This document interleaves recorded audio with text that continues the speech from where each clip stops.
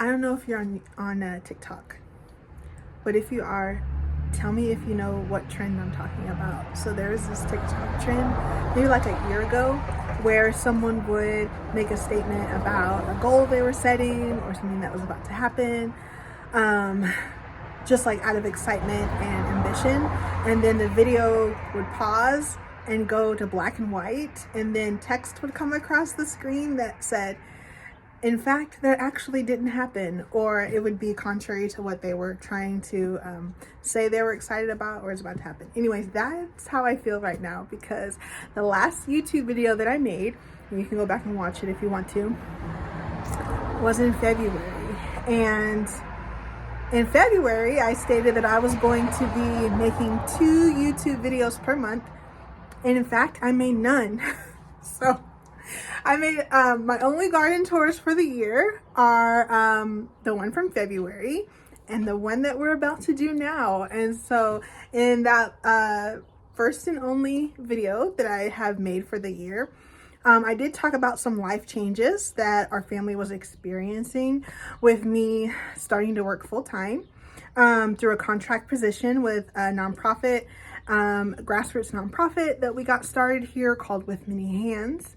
And the issues that surrounds, which is local food and affordable housing, and getting that kicked off and up and running. And it's been a great year. We've gotten a lot accomplished through that grassroots organization. It's been a great learning experience for me. But yeah, it was a lot. And so my contract is going to continue through July of 2025, which I'm excited about.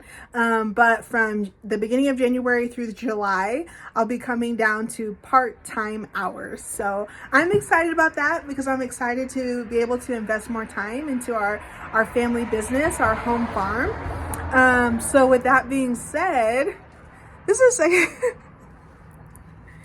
if you have met me in person, I probably have lipstick on my teeth in person too. Anyway, so I'm not going to re-record that. But with that being said, I'm excited to show you all the progress that we have made in 2024 with our front yard farm. Since the last video that I did in February was of our front yard farm, I figured it would only be appropriate to show you guys the progress that we've made over these last several months. And then hopefully going into January, I can show you guys what the backyard is looking like. But until then, let's take a tour.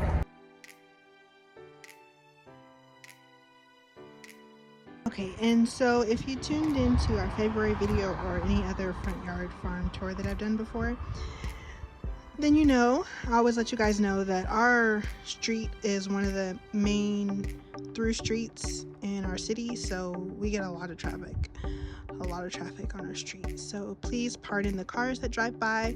I'm gonna make 2025 the year that I invest in a microphone that I can hook up to my phone to minimize background noise. So please feel free to hold me to that so that every time I do a front yard farm, it's not full of the sounds of cars driving by.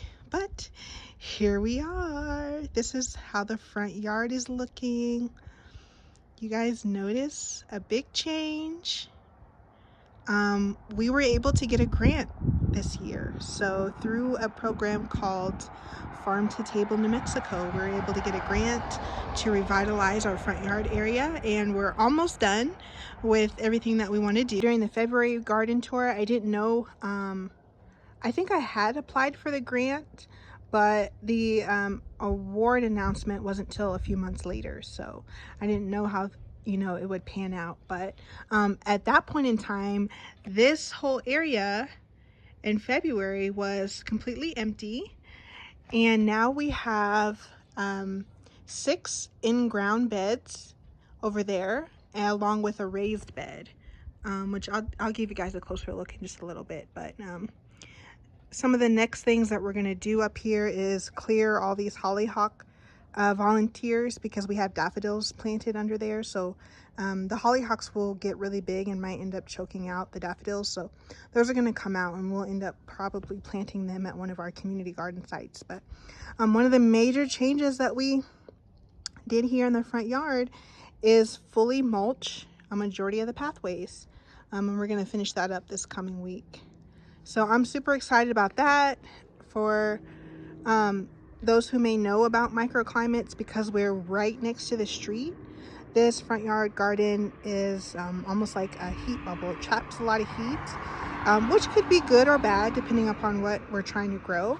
But all of this wood chip mulch will help to mitigate some of that heat that comes and is reflected off of the street. And then it'll help maintain moisture and help reduce the amount of time that we spend weeding the pathways. So I'll come down lower so we can get a closer look at everything. First, I will walk across like this, and sorry about my shadow. I thought I had gotten out here early enough so that my shadow wouldn't be cast on the garden, but it's just after 3, and since it's winter, the sun is a little bit lower in the sky. But here's an overall look at how things are growing, and then we'll go bed by bed and I'll let you know what's planted where. And because we are making our way towards winter, obviously you can see all the leaves are falling off the trees. There's not a whole lot of things growing to look at, but I think that's going to make it even more exciting come the spring, when we can see the difference between December and say like April and May. So let's go back to these first rectangular beds. So like I was saying, we did receive a grant through Farm to Table New Mexico, which was able to pay for the cost of all of the wood chip mulch. And then we were also able to get a lot of organic fertilizer, compost, and then raised bed and potting soil. So we amended most of our beds up here with those items.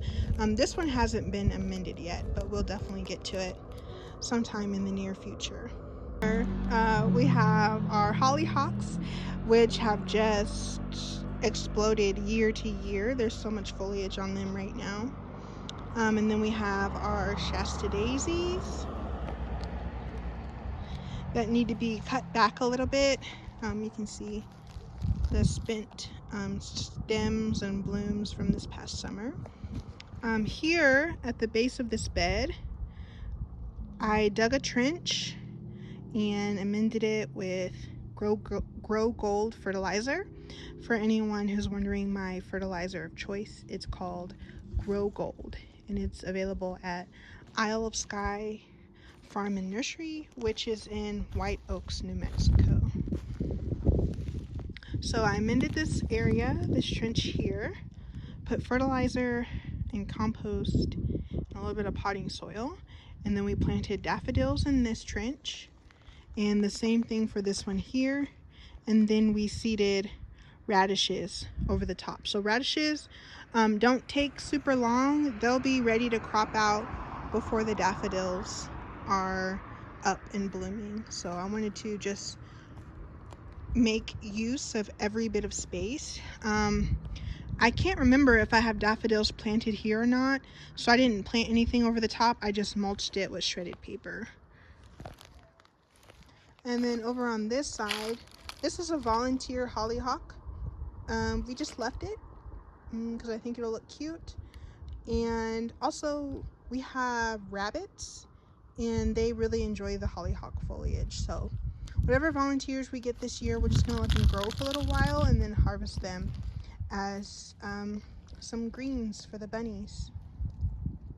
Over on this side, I have ranunculus planted, and you can see some of them are overachieving, but these are also mulched up with this shredded paper, and then another volunteer hollyhock.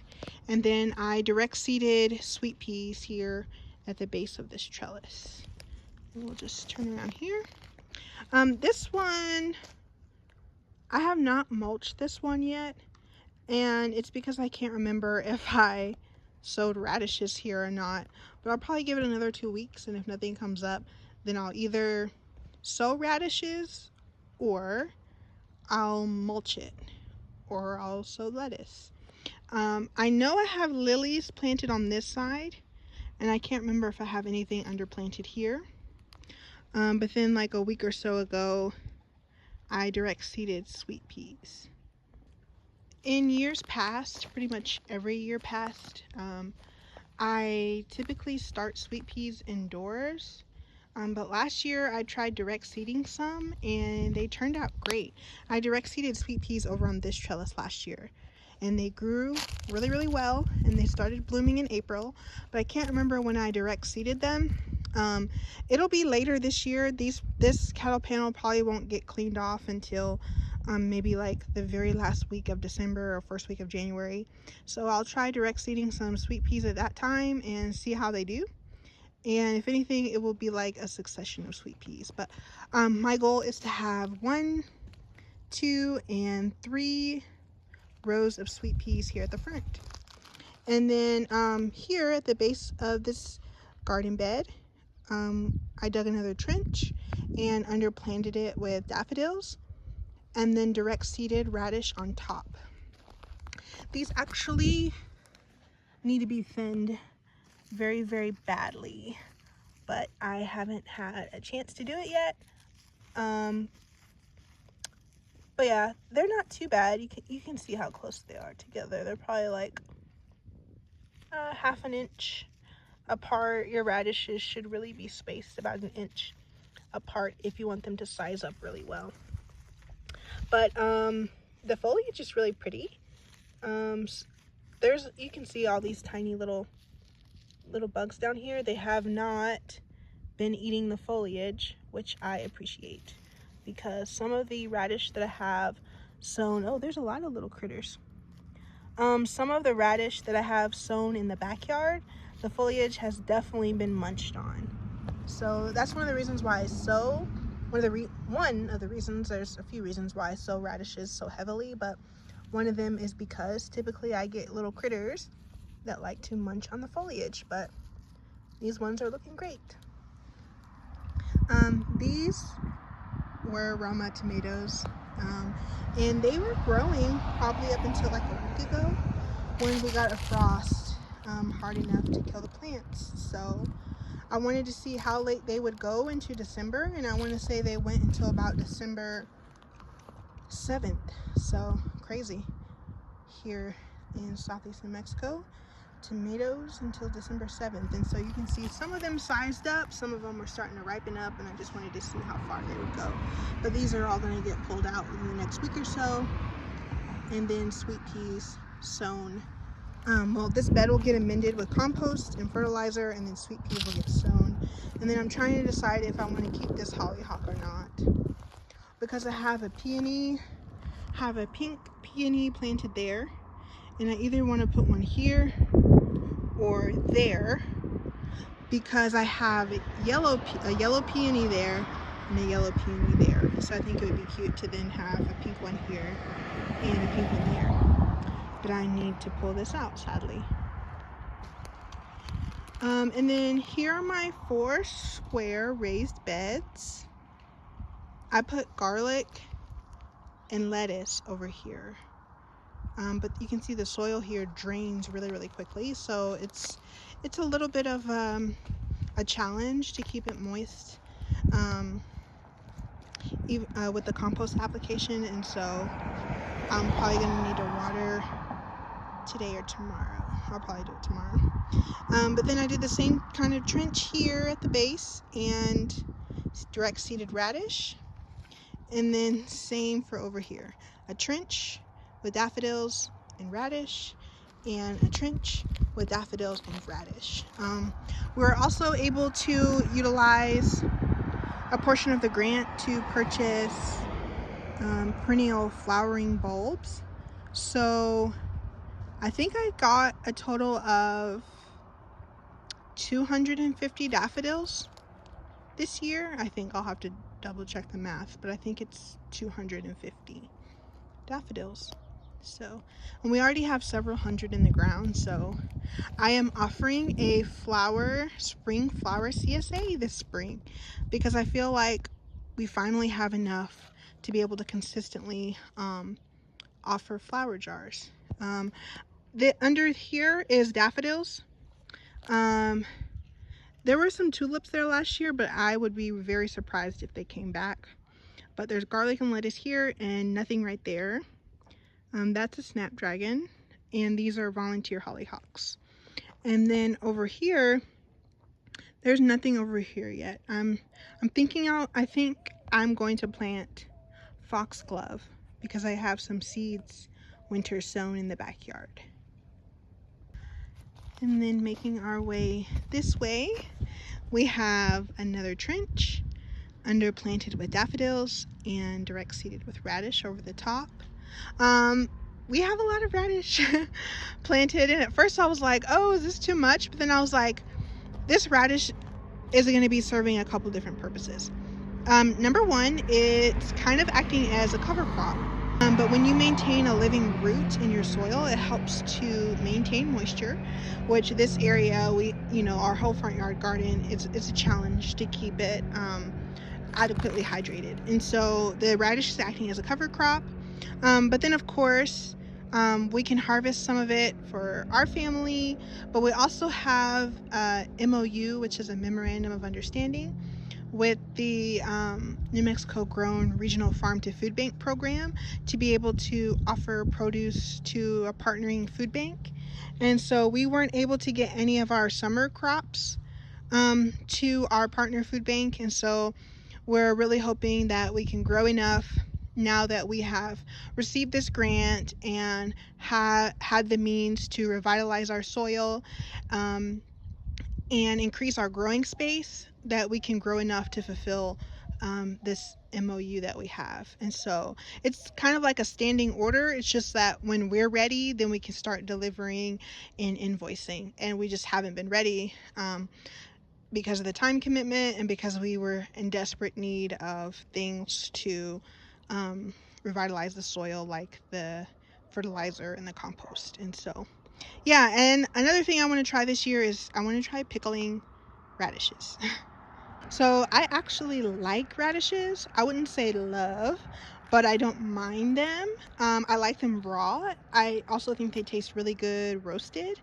And I want to try fermenting them and making a radish pickle out of them to get some more probiotics in my family's diet. So radish, I think that'll definitely be a healthier alternative than chips because we eat a lot of chips.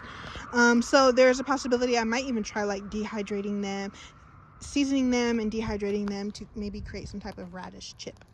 But under this side of this garden bed, there's daffodils, and one started to come up right there, which is actually really odd.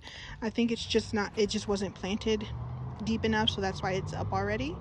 And then on this side, there's more daffodils, and then I have my little walkway there in the center. I recently pulled all the weeds out of this side and topped it up with compost, and now I need to do the same thing for this side. Over in this bed behind me, on this side are gladiola, and there's nothing on this side. I'm going to finish digging this down because I need to have about 6 inches, and then I'll be able to plant daffodils here, and I'm gonna just plant them in rows. Instead of doing a trench, I'm just digging this whole thing out, and then I'm going to top it up with compost. You can see, I think this soil in our front yard has a lot of clay in it, so it will definitely benefit from having some compost added to break up some of that compaction and to help with the drainage. But yeah, there's gladiolas on this side, and that's a little volunteer sweet pea. But then over here, I'm going to do the same thing at the edge here. I'm going to dig a trench and underplant daffodils, and then plant radishes over the top, and then the same for here. And I'm not doing it here because you can see when the sun starts to go over the house, this is all in shadow for most of the day. So I'm only going to do it where there's going to be adequate sunlight. So that'll be on this side, and that'll be on this side, but not this side. So yeah. All right, let's go take a look at our newest beds. These are our in-ground beds that we did this year. Okay, so these are our in-ground beds along with the trellising infrastructure. And when we originally wrote our grant, a majority of what we were writing it for is so that we could purchase this trellising infrastructure and be able to grow more easily in these in-ground beds. So for the winter and early spring, we'll be growing snap peas up these trellises, and then in the summer and into the fall, we'll be growing probably cherry tomatoes, maybe Romas. It's either going to be cherries or Romas. We don't do beefsteaks. They just take entirely too long in our area.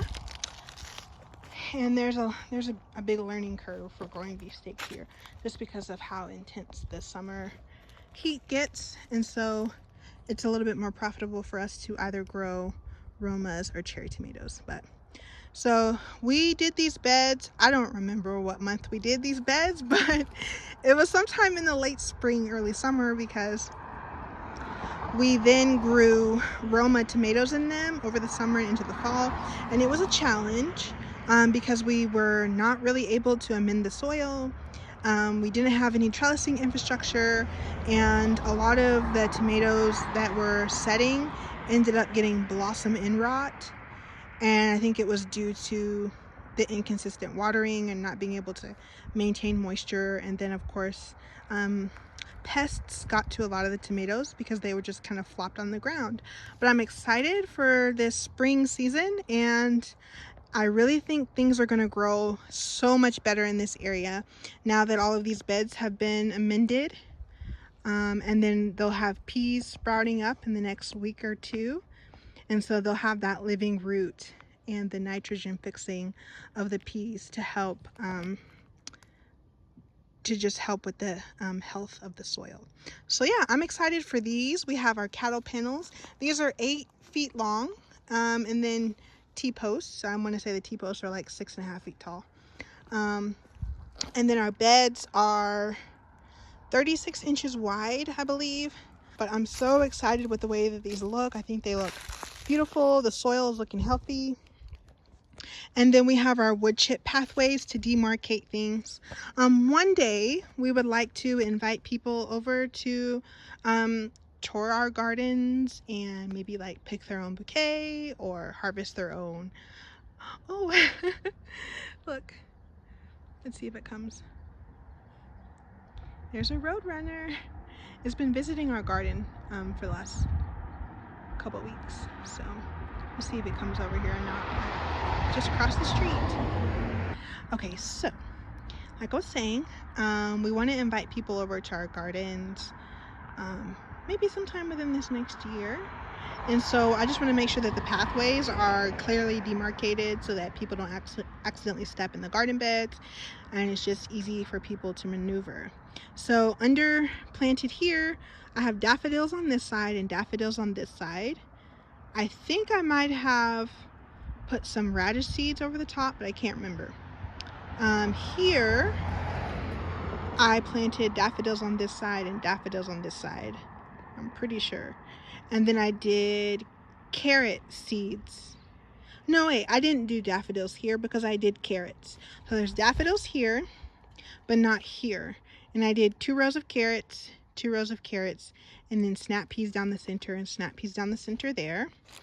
And then here, I haven't planted anything here because we just finished cleaning out this bed yesterday. But I know for sure I'm gonna put snap peas down the center, and depending upon how many daffodils I can fit here, if I have any left over, then I might put some here as well.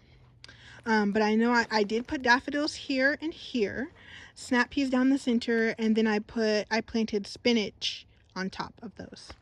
So that's that. And I want to say our pathways are about 24 inches, I think. So I feel like, oh, there's the roadrunner.